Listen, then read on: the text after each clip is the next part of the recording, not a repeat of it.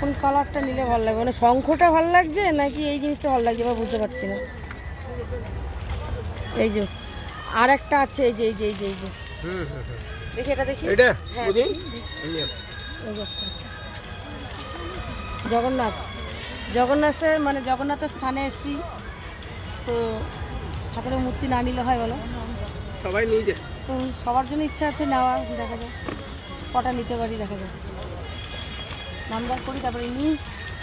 আর এই যে একটা আছে, এই যে এই যে এই যে এটা দেখি এই আছে এখানে নিচে আছে।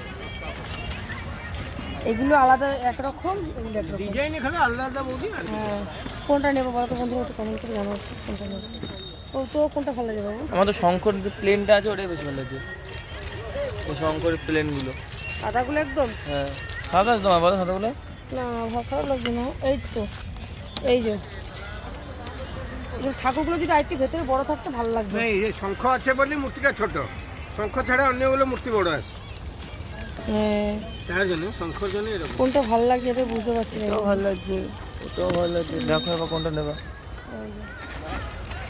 দেখছি এবার।